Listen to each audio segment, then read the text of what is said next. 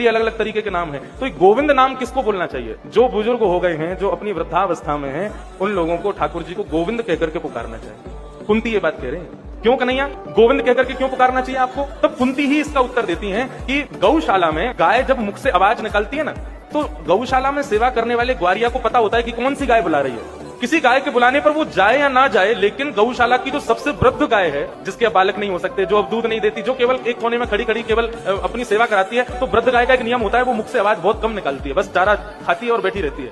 लेकिन यदि कभी वृद्ध गाय बोलती है तो गौशाला का जो ग्वारिया होता है ना, वो तुरंत जाता है, अरे आज ये कैसे बोली।